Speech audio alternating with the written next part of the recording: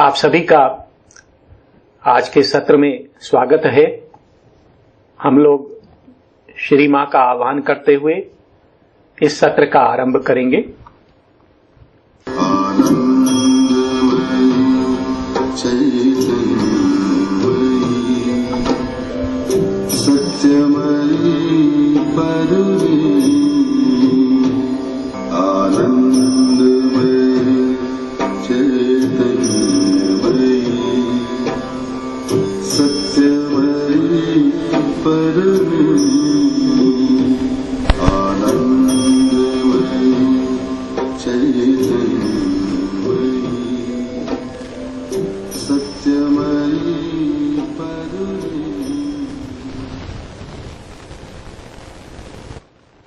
सावित्री, पर्व 10, सर्ग 4, पृष्ठ 656।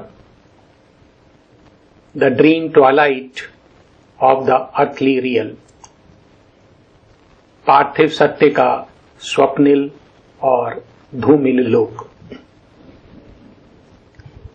अभी तक हमने देखा है कि यम सावित्री को अनेक प्रकार के तर्क दे रहे हैं और उनका मात्र एक ही प्रयास है कि किसी प्रकार से सावित्री सत्यवान को पुनर्जीवित करने के अपने हठ को त्याग दे और धरा पर वापस लौट जाए।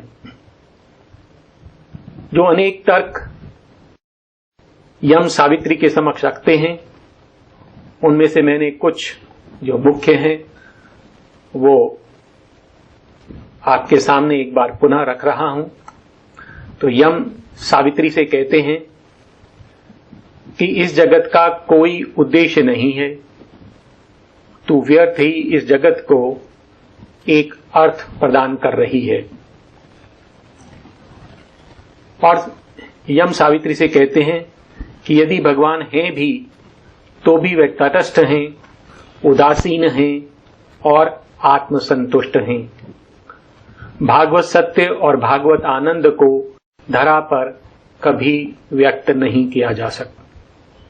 इसके पश्चात हम सावित्री से कहते हैं कि तेरे जैसी जो अधीर शक्तियां हैं, जो जगत की जो स्वाभाविक गति है उससे आगे चलना चाहती हैं, वो जगत में विध्वंस का कारण बनती हैं।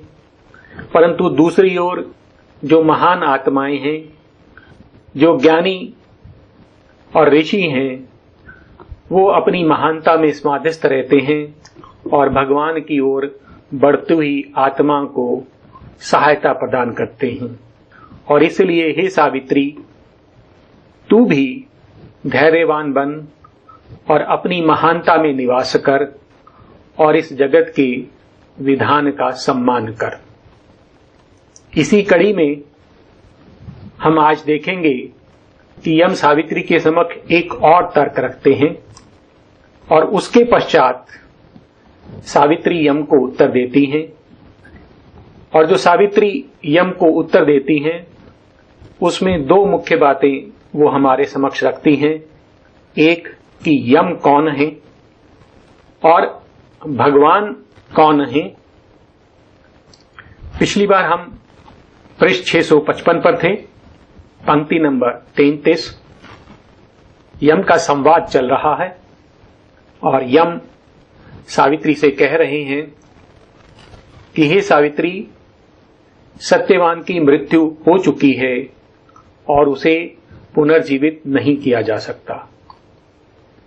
यह धरा का विधान है जिसे बदला नहीं जा सकता। अतः तू सत्यवान को छोड़ दे और अपना जीवन जी। तो हम देखें ये पंक्तियां। But here are only facts and steel bound law. तो ये जगत कैसा है कि यहां पर जो कुछ भी है वह यथार्थ है। But here are only facts, अर्थात कल्पनाओं के लिए, स्वप्नों के लिए और संशयों के लिए, डाउट्स के लिए यहां पर कोई स्थान नहीं है। जो कुछ भी यहां है वह यथार्थ है, सत्य है। एंड स्टील बाउंड लॉ, और जो इस जगत का विधान है वो अटल है, अर्थात जो कुछ घटित हो चुका है उसे पलटा नहीं जा सकता, वापस लौटाया नहीं जा सकता। But here are only facts and steel bound law. This truth I know that Satyavan is dead and even thy sweetness can not lure him back. तो यम कहते हैं कि सत्यवान की मृत्यु हो चुकी है और यह सत्य है, मैं यह जानता हूं। This truth I know that Satyavan is dead and even thy sweetness, और तेरी मधुरता भी उसे वापस नहीं लौटा सकती है। Even thy sweetness can not lure him back. फिर यम कहते हैं, no magic truth can bring the dead to life, no power of earth cancel the thing once done, no joy of the heart can last surviving death, no bliss persuade the past to live again. तो यम क्या कह रहे हैं कि इस जो जगत का विधान बदला नहीं जा सकता, सत्यवान की मृत्यु हो चुकी है, उसे पुनर्जीवित नहीं किया जा सकता। No magic truth can bring the dead to life. इससे पहले हमने देखा कि यम सत्य के विषय में बता रहे थे, तो यम कहते हैं यह सत्य कोई जादू नहीं है जो किसी मरे हुए जीव को पुनर्जीवित कर दे। No magic truth can bring the dead to life, no power of earth cancel the things once done. कि कोई भी शक्ति ऐसी नहीं है जो कुछ एक बार घटित हो चुका है उसे पलट दे, उसे रद्द कर दे। No power of earth cancel the thing once done, no joy of the heart can last surviving death. और हृदय का कोई भी हर्ष मृत्यु पर विजय प्राप्त कर जीवित नहीं रह सकता। अर्थात मृत्यु के साथ जो हृदय का आनंद है, हर्ष है, वो भी समाप्त हो जाता है। No joy of the heart can last surviving death, अर्थात मृत्यु ही सर्वोपरि है। No bliss persuade the past to live again, और ऐसा कोई भी आनंद नहीं है जो अतीत को पुनः जीवित कर सके। No bliss persuade the past to live again. और फिर इसके पश्चात यम सावित्री से कहते हैं कि ये जो सत्यवान के जाने से तेरे जीवन में जो रिक्तता उत्पन्न हो गई है उसको भरने का एक उपाय है। वो क्या है? But life alone can solace the mute void. तो ये जो जीवन है केवल वही इस शून्य को सांत्वना दे सकता है, उसको संतुष्ट कर सकता है। But life alone can solace the mute void and fill with thought the emptiness of time. और ये जो काल में रिक्तता आ गई है उसे केवल विचारों से ही भरा जा सकता है। But life alone can solace the mute void and fill with thought the emptiness of time. Leave then thy dead, O Savitri, and live. और इसलिए हे सावित्री तू सत्यवान को छोड़ दे और अपना जीवन जी। तो ये तर्क यम ने सावित्री के समक्ष रखा कि जो कुछ इस धरा पर एक बार घटित हो चुका है उसको वापस नहीं लौटाया जा सकता, उसको पलटा नहीं जा सकता। अब इसके पश्चात सावित्री यम को उत्तर देती हैं, और वे क्या यम को उत्तर दे रही हैं? The woman answered to the mighty shade. तो सावित्री उस शक्तिशाली छाया को, वो छाया किसकी है? यम की। तो यम उनको छाया के रूप में दिखाई दे रहे हैं। The woman answered to the mighty shade. तो सावित्री ने उस शक्तिशाली छाया को, यम को उत्तर दिया, और जैसे ही वो उत्तर देती हैं तो उनमें एक परिवर्तन होता है। उनके अंदर जो दिव्यता है वो प्रकट होने लगती है। And as she spoke mortality disappeared. और जैसे ही सावित्री ने बोलना आरंभ किया, उनकी जो नश्वरता है, क्योंकि उनका रूप मानवीय है और मनुष्य के साथ नश्वरता जुड़ी हुई है, तो वो जो नश्वरता उन्होंने ओढ़ी हुई थी मानवीय रूप में, वो छटने लगी, वो हट गई। And as she spoke mortality disappeared, her goddess self grieve visible in her eyes. और तब उनके अंदर जो स्थित देवी हैं, जो जगत जननी है, वो उनके नेत्रों में दिखाई देने लगी। उनकी आंखें जो है चमकने लगी उस दिव्यता से।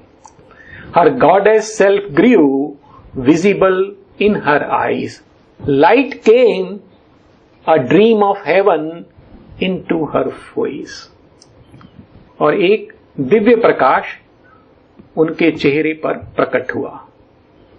और वो किस चीज का प्रतीक है? वो प्रकाश अ ड्रीम ऑफ हेवन, एक स्वर्ग का स्वप्न लिए हुए ऐसा दिव्य प्रकाश उनके चेहरे पर प्रकट होता है।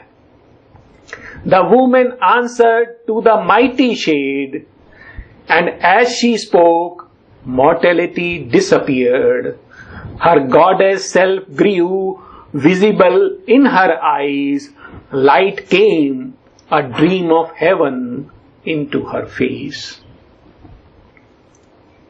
अब सावित्री अपनी बात रख रही हैं यम के समक्ष, और सबसे पहले सावित्री यम को बता रही हैं कि हे यम, तुम कौन हो? O death, thou too art God, yet not he। तो सावित्री यम से कह रही है कि हे यम, तू भी भगवान है, फिर भी वह नहीं है। O death, thou too art God, and yet not he। तो इसका अर्थ क्या है कि वो भगवान भी हैं और नहीं भी हैं। अर्थात यम जो है भगवान का एक पक्ष है, एक अंश है, परंतु वो भगवान की टोटलिटी को रिप्रेजेंट नहीं कर रहे। जो पूर्ण भगवान का स्वरूप है उसको यम रिप्रेजेंट नहीं कर रहे, उसके केवल एक अंश को रिप्रेजेंट कर रहे हैं। और वो कौन सा अंश है, कौन सा पक्ष है? वो एक काला पक्ष है,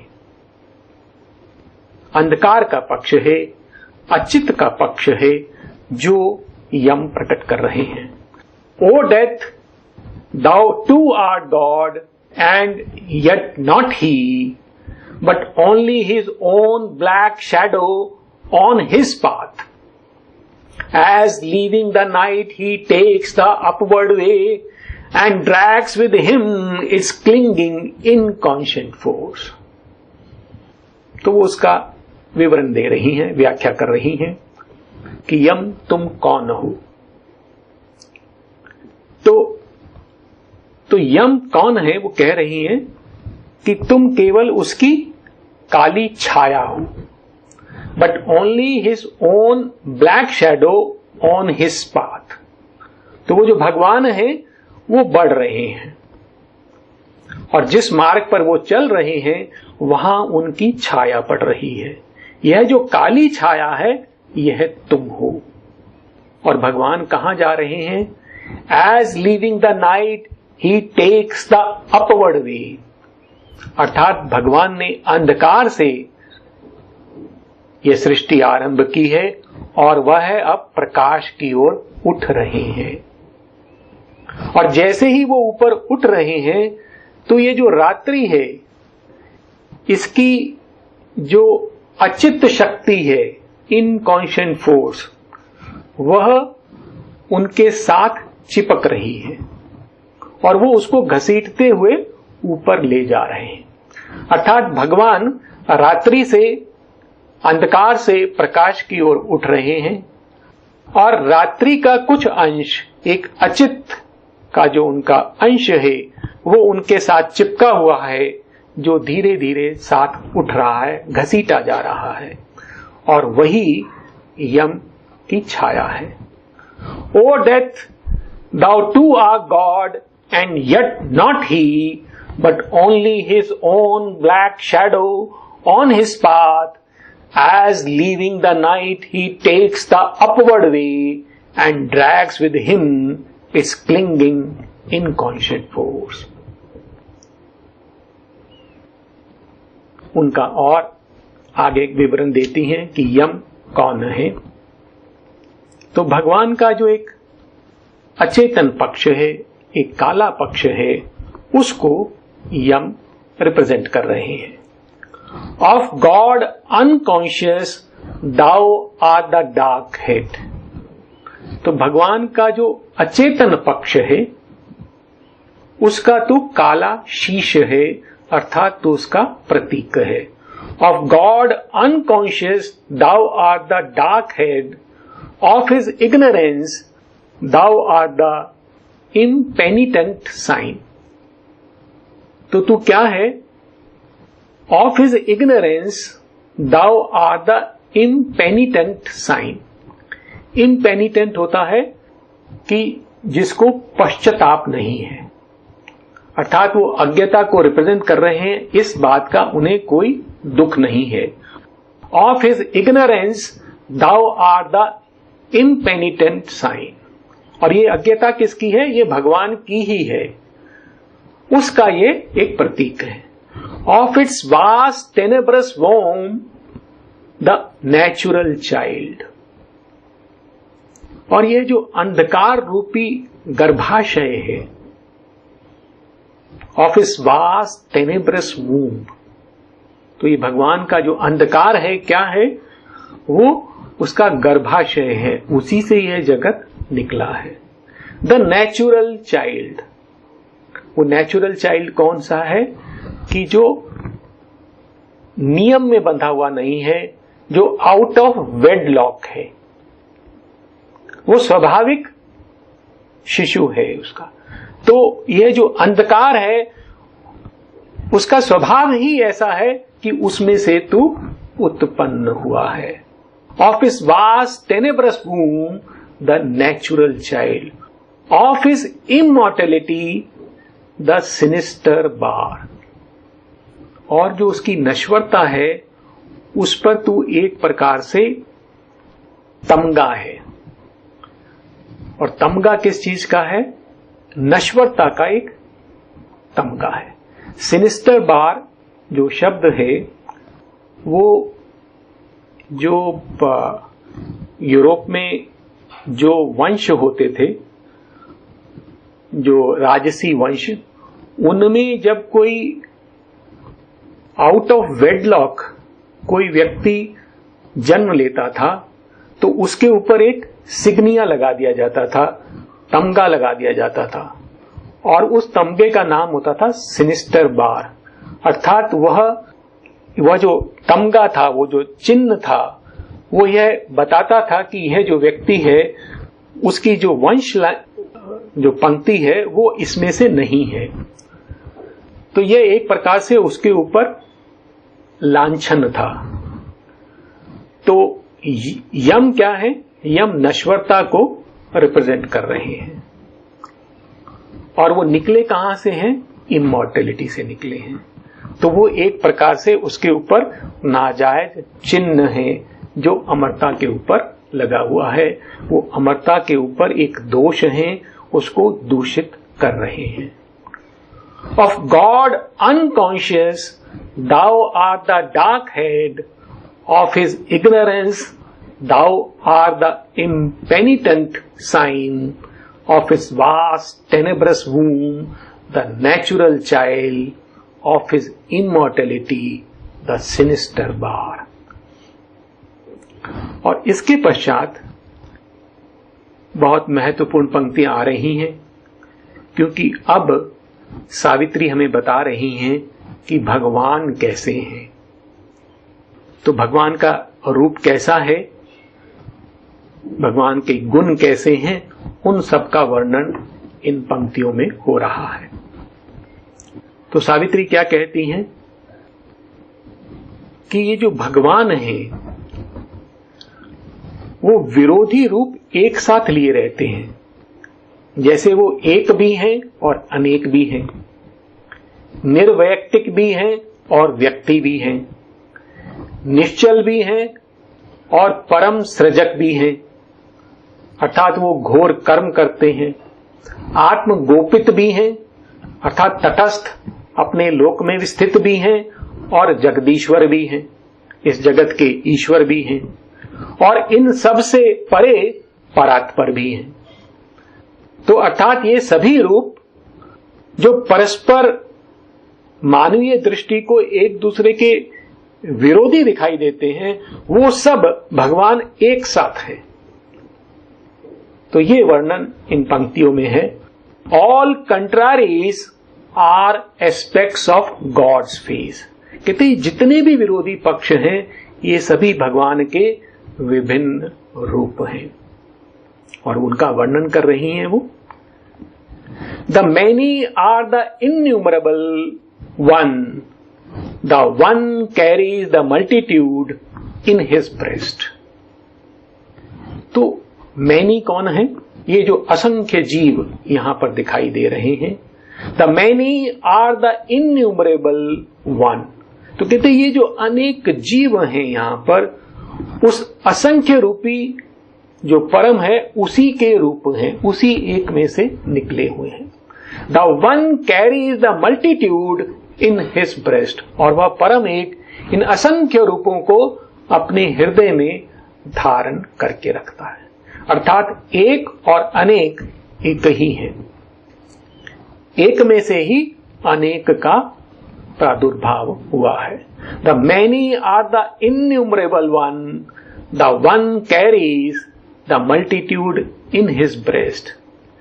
he is the impersonal inscrutable soul. He is the one infinite person seeing his word. और वो भगवान कैसा है? He is the impersonal, निर्वैयक्तिक है, व्यक्तित्वहीन है, निर्गुण है। He is the impersonal, inscrutable, अगम्य है, उसको पाया नहीं जा सकता, क्योंकि उसका कोई गुण ही नहीं है तो उसको पकड़ा भी नहीं जा सकता। He is the impersonal, inscrutable soul. और वो अकेला है, एकाकी है। He is the one infinite person seeing his word. और उसके साथ ही साथ वह असीम जगत पुरुष भी है जो इस जगत पर दृष्टि रखता है।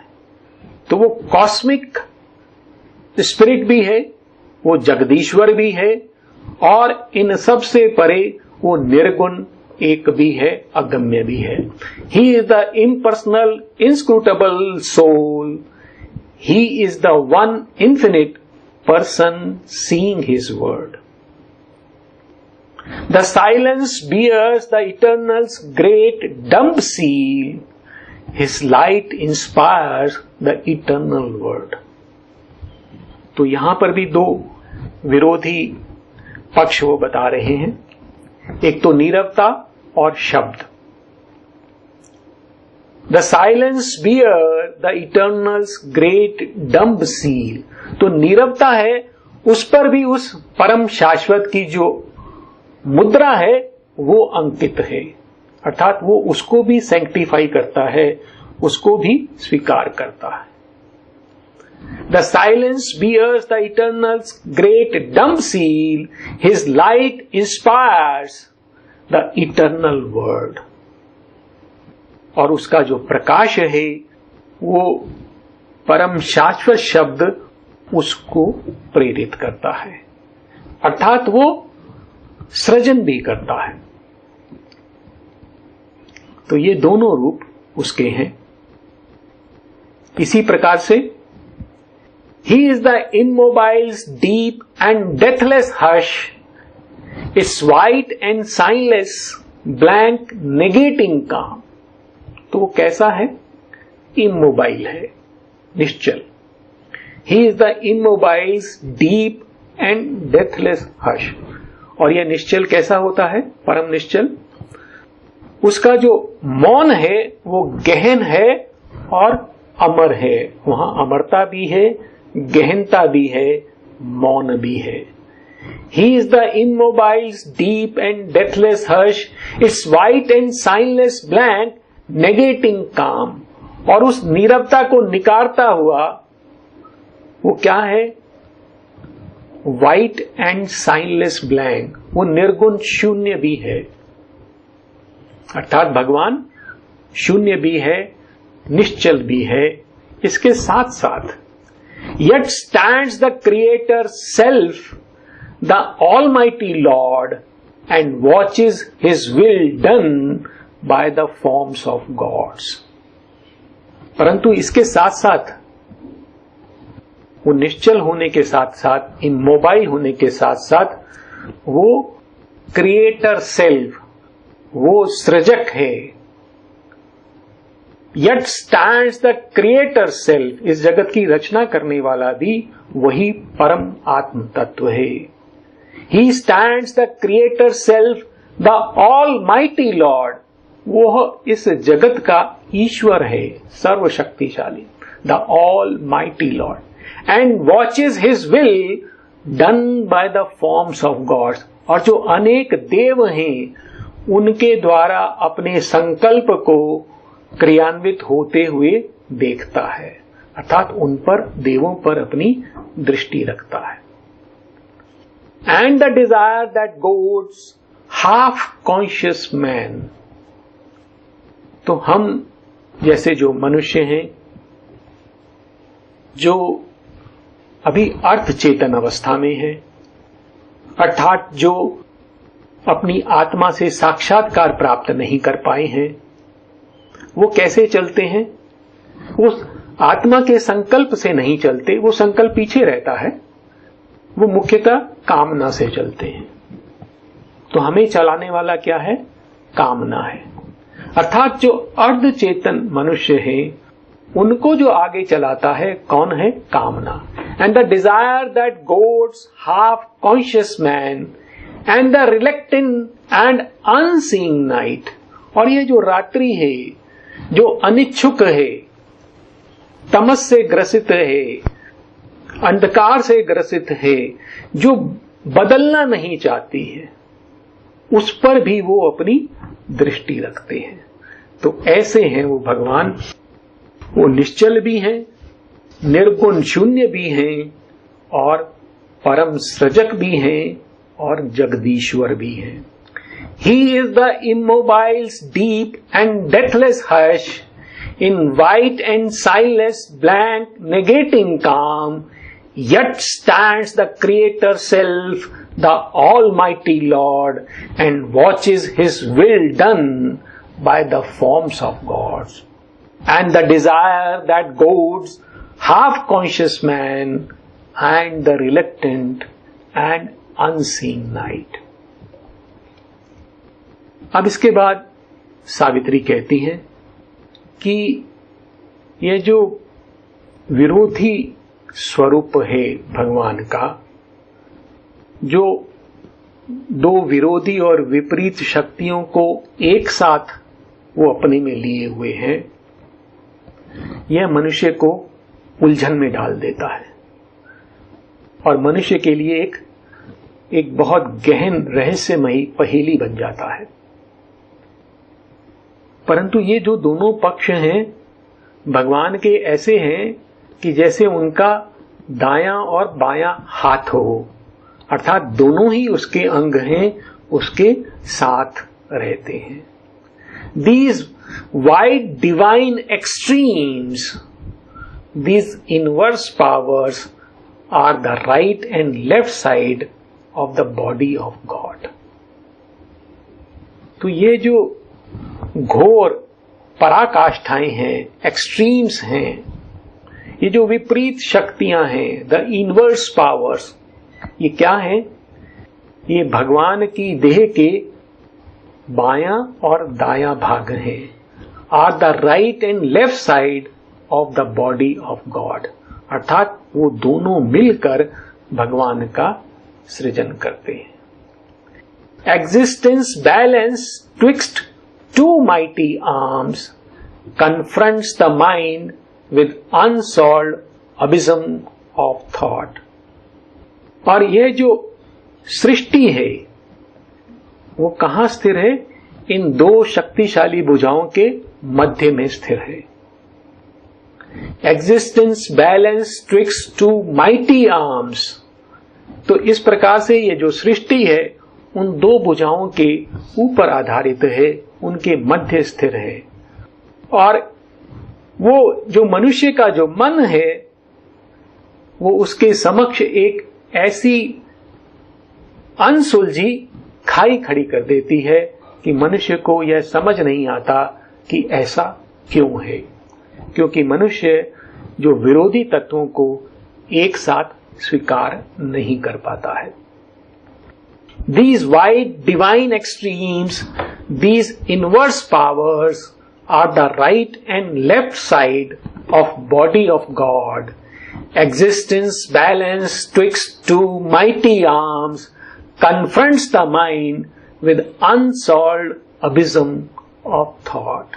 तो मनुष्य के लिए यह एक अनसुलझी पहेली बनी रहती है। फिर सावित्री कहती हैं कि ये जो दो शक्तियां हैं, एक अंधकार की और प्रकाश की, जो एक दूसरे के विरोध खड़ी हुई हैं, ये दोनों इस जगत की रचना के लिए आवश्यक हैं। Darkness below, a fathomless light above. कहते हैं गर्त में अंधकार है और ऊर्ध्व में एक अथाह और दिव्य प्रकाश है, fathomless, जिसको नापा नहीं जा सकता। तो हम ऐसा भी कह सकते हैं धरा पर अंधकार है और स्वर्ग में प्रकाश है। निम्तर अचित में अंधकार है और अति चेतन में प्रकाश है।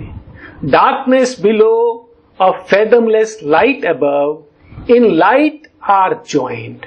परंतु पराज्योति में जो परम प्रकाश है उसमें ये दोनों एक है, अर्थात ये एक दूसरे से अलग नहीं है। तो ये हमें अलग क्यों दिखाई देते हैं? But sundered by swearing mind stand face to face opposite inseparable. परंतु जो हमारा मन है वो कैसा है? स्वेयरिंग माइंड, वो विभक्तकारी है, वो चीजों को बांट कर देखता है और उसने इन दोनों को, अंधकार और प्रकाश को, अलग अलग बांट दिया है। एक और मेरे मन में बात ध्यान आ रही है कि अंधकार क्या है? दैट इज, कोई उसका अपना एग्जिस्टेंस नहीं है, that is absence of light. तो वहां पर एक ही तत्व है जो है या नहीं है, अंधकार प्रकाश से अलग नहीं है। परंतु मन क्या कर रहा है? But sundered by swearing mind, क्योंकि मन का यह स्वभाव है कि वो जो कुछ दिखता है उसको बांट देता है, अंशों में बांट देता है, भागों में बांट देता है। उसने इन दोनों को विभक्त कर दिया है, स्टैंड फेस टू फेस, और उनको एक दूसरे के सामने खड़ा कर दिया है, अपोजिट, एक दूसरे के विरुद्ध खड़ा कर दिया है, इनसेपरेबल, परंतु वे अभाज्य हैं, उनको अलग नहीं किया जा सकता। Two contraries needed for his great world task. और ये जो दो विरोधी शक्तियां हैं, ये जो जगत की रचना हुई है उसके लिए ये आवश्यक थी। Two poles whose currents wake the immense world force. और ये जो दो ध्रुव हैं वो उनसे जो करंट्स पैदा होते हैं, जो प्रवाह पैदा होता है, उसी से इस जगत की जो विशाल शक्ति है उसका जन्म होता है। Darkness below, a fathomless light above, in light are joined, but sundered by swearing mind, stand face to face, opposite, inseparable, two contraries needed for his great word task, two poles whose currents wake the immense word force. यही भाव आगे चल रहा है कि भगवान कैसे हैं, वो अनादि भी हैं और अनंत भी हैं। In the stupendous secrecy of his self, above the word brooding with equal wings, he is both in one, beginningless without end. तो भगवान कहाँ स्थित है? Stupendous secrecy of his self, वो अपने आत्म तत्व की गहन रहस्यमयता में, stupendous secrecy उसमें स्थित है। In the stupendous secrecy of his self, above the word brooding with equal wings, और वो इस जगत के ऊपर स्थित है और इस जगत का संरक्षण कर रहा है। with equal wings, उसके पास दो शक्तियां हैं जो समान शक्तियां हैं जिससे उसने जगत का सृजन किया है। In the stupendous secrecy of his self, above the word brooding with equal wings, he is both in one, beginningless without end. तो वो एक साथ अनादि भी है और अनंत भी है। Transcending both, he enters the absolute, और इन दोनों का अतिक्रमण करते हुए वो परम ब्रह्म में प्रवेश करता है, वो परात्पर भी है। Transcending both, he enters the absolute. और ये जो मनुष्य है, ये भगवान का यह रूप देखते हुए चकित हो जाता है, क्योंकि यह जो विरोधी रूप है, जो परस्पर एक दूसरे के विरोध में है, वो उसको स्वीकार नहीं कर पाता और वो चकित हो जाता है। His being is a mystery beyond mind, अर्थात भगवान को मन से नहीं जाना जा सकता। हमने कई बार इसकी बात की है, एक बार फिर वही पंक्ति हमारे सामने। His being is a mystery beyond mind, वो एक ऐसा रहस्य है जो मन से परे है। His ways bewilder mortal ignorance, और उसका जो कार्य करने का तरीका है, विधि है, वो हमारी जो अज्ञता है उसको चकित कर देता है, क्योंकि हम उसको स्वीकार नहीं कर पाते। The finite in its little section sparked, amazed, तो ये जो हमारा मन है वो कैसा है? The finite in its little section spark, तो वो जो हमारा मन है वो शांत है, सीमित है, और वो अपने एक क्षुद्र घेरे में, एक छोटे से घेरे में बंधा हुआ है, और वो भगवान को देखकर चकित है। The finite in its little section sparked, amazed, और ये जब चकित होता है तो क्या करता है? Credits not God's audacity, who dares to be the unimagined all and see and act as might one infinite. और भगवान क्या करते हैं? वो एक साथ यह सब है, unimagined all, अकल्पनीय सकल, जो कुछ भी है वो सब भगवान है।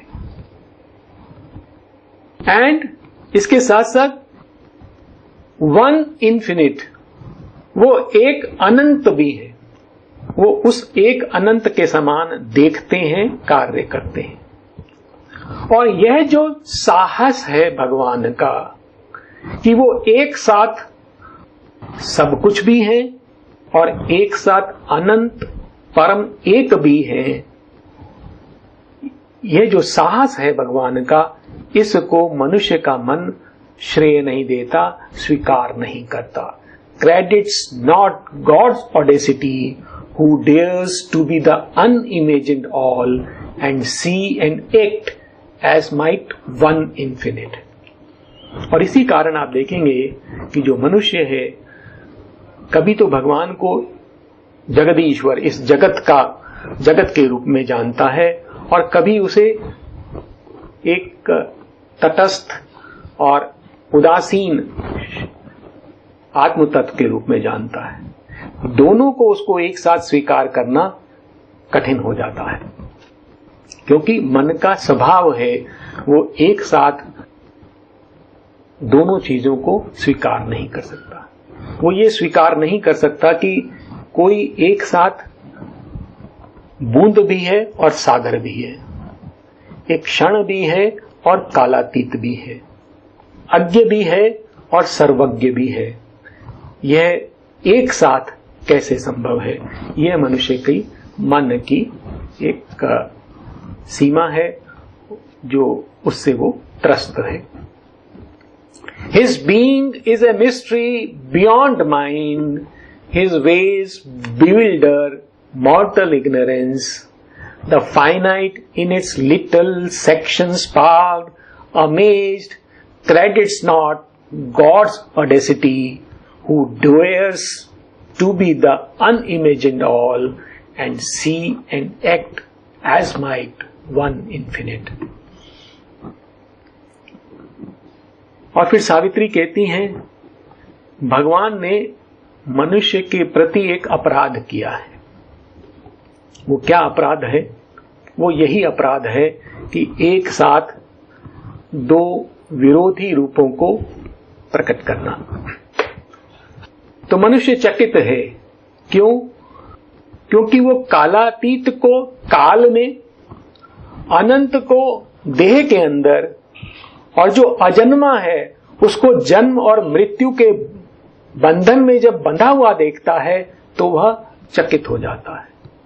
जब वो सर्वशक्तिमान को असहाय बना हुआ देखता है तब वो चकित हो जाता है। और यही जो भगवान ने मनुष्य के समक्ष ये जो रहस्य बना रखा है, यही उसका अपराध है मनुष्य के विरुद्ध।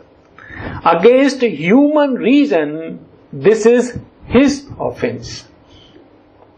तो मनुष्य की जो बुद्धि है, तर्क बुद्धि, उसके प्रति यह भगवान का अपराध है। तो क्या अपराध है? Being known to be for ever unknowable, अर्थात वो सदा अज्ञेय बना रहता है, उसको कभी जाना नहीं जा सकता, यह उसका अपराध है। Being known to be for ever unknowable, to be all and yet transcend the mystic whole. तो वह ये सब सकल भी है, ये जो रहस्यमयी सकल विश्व है, सृष्टि है, वो भी वही है और उससे परे भी वो है। To be all and yet transcend the mystic whole, absolute to lodge in a relative word of time। वो जो निरपेक्ष है, जो काल और देश से परे है, to lodge in a relative word of time, वो इस जगत में जो साक्षेप जगत है, रिलेटिव वर्ड है, काल का जगत है, उसमें निवास करता है। Absolute to lodge in a relative word of time, eternal and all-knowing to suffer birth। वो जो शाश्वत है, सर्वज्ञानी है, वो जन्म लेता है और जन्म की पीड़ा भोगता है। Omnipotent to sport with chance and fate, जो सर्वशक्तिमान है वह संयोग और नियति पर निर्भर रहता है, उनके सहारे चलता है। यही उसका अपराध है मनुष्य के प्रति। Against human reason this is his offence, being known to be for ever unknowable, to be all and yet transcend the mystic whole, absolute, to lodge in a relative word of time, eternal and all-knowing, to suffer birth, omnipotent, to sport with chance and fate. और यही अपराध आगे भी चल रहा है। और क्या अपराध है ये? Spirit yet to be matter and the void। कहते यही वो आत्म तत्व है, वो जो जड़ तत्व भी बन गया है और शून्य भी बन गया है, वही परम तत्व, और यही उसका अपराध है। Spirit yet to be matter and the void, illimitable, जो असीम है, beyond form और name, जिसको रूप और नाम में नहीं बांधा जा सकता, to dwell within a body, वो एक देह में आकर निवास करता है, यह उसका अपराध है। वन एंड सुप्रीम, जो परम है, एकमेव है। One and supreme, to be animal and human and divine, वही पशु भी है, मनुष्य भी है और भगवान भी है। वो तीनों रूप उसी ने लिए हुए हैं। तो यह उसका अपराध है। Spirit yet to be matter and the void, illimitable, beyond form or name, to dwell within a body, one and supreme, to be animal and human and divine। और फिर ये पंक्तियां हैं जो समअप कर रही हैं इसी बात को। ए स्टिल डीप सी ही लाव्स इन रोलिंग वेव्स, तो वह एक अथाह और शांत सागर है, और इन उठती गिरती जो लहरें हैं उसमें वो हंसता है। इसको इस तरह से देखें कि यह जो जगत है उसके पीछे वो एक शांत और अथाह सागर के समान स्थित है, और इस जग में जो कुछ हो रहा है उसको वो देखते हुए हंस रहा है।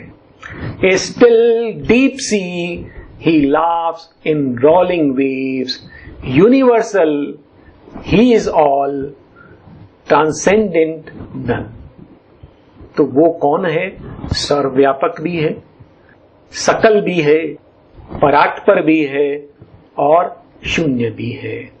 अर्थात इस जगत में ऐसा कुछ भी नहीं है जो भगवान से बाहर है। शून्य, जगत और जगत से परे, यह सब कुछ वही है। A still deep sea he laughs in rolling waves, universal he is all, transcendent none. और भगवान ने मनुष्य के प्रति एक अपराध किया है, उसको दूसरी प्रकार से रखा है सावित्री ने हमारे समक्ष।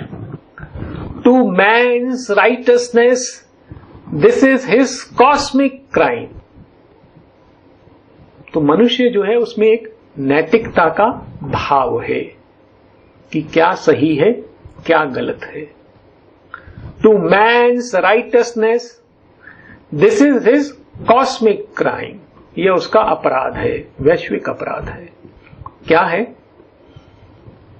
Almighty beyond good and evil, वो सर्वशक्तिमान पाप और पुण्य से परे कहां रहता है? And evil to dwell, leaving the good to their fate in a wicked world। और उसने क्या किया है? वो पाप और पुण्य से दोनों से तटस्थ अपने लोक में निवास करता है, और उसने पुण्य को इस दुष्ट लोक में अपने भाग्य पर छोड़ दिया है।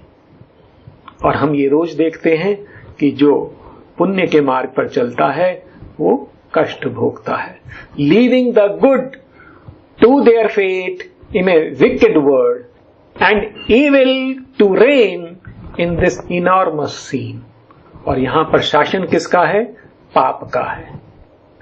और भगवान को इससे कोई अंतर नहीं पड़ता, वो उदासीन है। यह जो स्थिति है भगवान को विचलित नहीं करती है और मनुष्य उसको देखकर विचलित होता है। यह मनुष्य की नैतिकता के विरुद्ध है और यही भगवान का उसके प्रति अपराध है।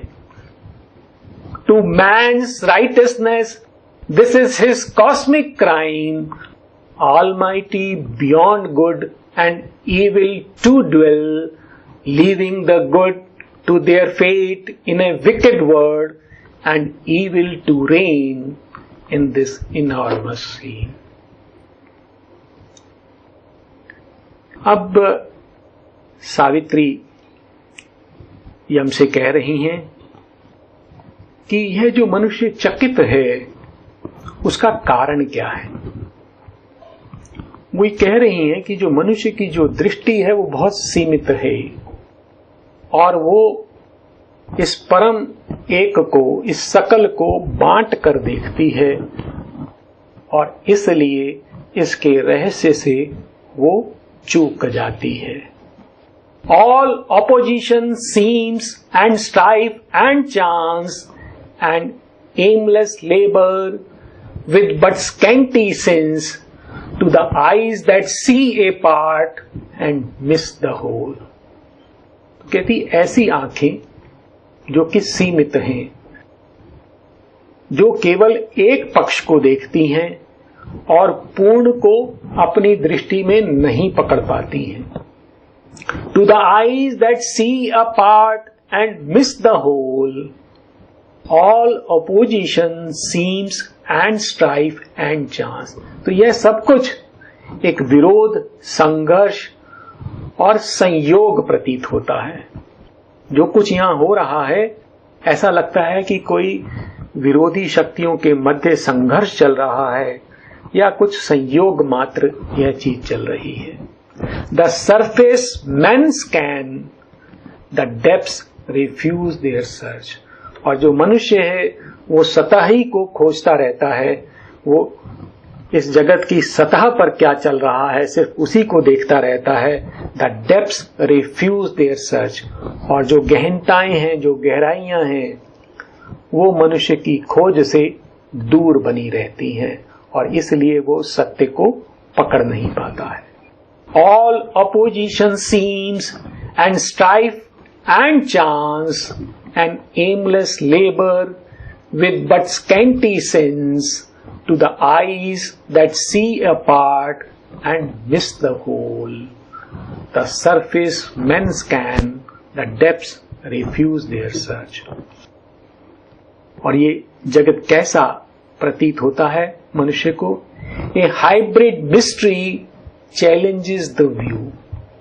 और ये जो मिश्रण है जगत में अंधकार और प्रकाश का, शुभ और अशुभ का, शून्य और सकल का, darkness and light, good and evil, void and all, ये जो मिश्रण है ये मनुष्य की बुद्धि को चुनौती देता है। A hybrid mystery challenges the view, यह मनुष्य के लिए एक रहस्य बना रहता है। और ए डिस्करेजिंग सॉर्डेड मिरेकल, और जब मनुष्य को यह समझ नहीं आता तो वो क्या समझता है कि यह कोई घटिया आश्चर्य है, अर्थात इसका कोई अर्थ नहीं है, यह बुरा है और हतोत्साहित करता है। डिस्करेजिंग अर्थात मनुष्य उसके कारण क्षुब्ध हो जाता है, दुखी होता है। A hybrid mystery challenges the view or a discouraging sordid miracle. और फिर सावित्री कहती हैं कि इन सब में एक विजडम छिपी हुई है। अब वो प्रकट कर रही है हमारे समय कि ये जो ऐसा दिखाई देता है उसके पीछे गहन अर्थ छिपा हुआ है। Yet in the exact inconscient stark conceit, in the casual error of the word's ignorance, a plan, a hidden intelligence is glimpsed. कहते फिर भी यह जो अचित है उसके जो जड़ से बंधे हुए दृढ़ नियम हैं, यह जो छलावा है जड़ का, अचित का, या फिर in the casual error of the words ignorance, और यह जो जगत का जो अज्ञान है उसकी जो त्रुटियां हैं, लापरवाह त्रुटियां, बिना सोचे समझे की गई त्रुटियां जो हैं, उन सब के मध्य में ए प्लान और हिडन इंटेलिजेंस इज ग्लिम्स्ड, कि उसके अंदर में एक योजना और एक प्रज्ञा की झलक मिलती है. Yet in the exact inconscient stark conceit, in the casual error of the word's ignorance, a plan, a hidden intelligence is glimpsed. और फिर बहुत अच्छी पंक्तियां आती हैं हमारे समक्ष, और सावित्री कह रही हैं कि इस संपूर्ण सृष्टि में एक उद्देश्य छिपा हुआ है. There is a purpose in each stumble and fall.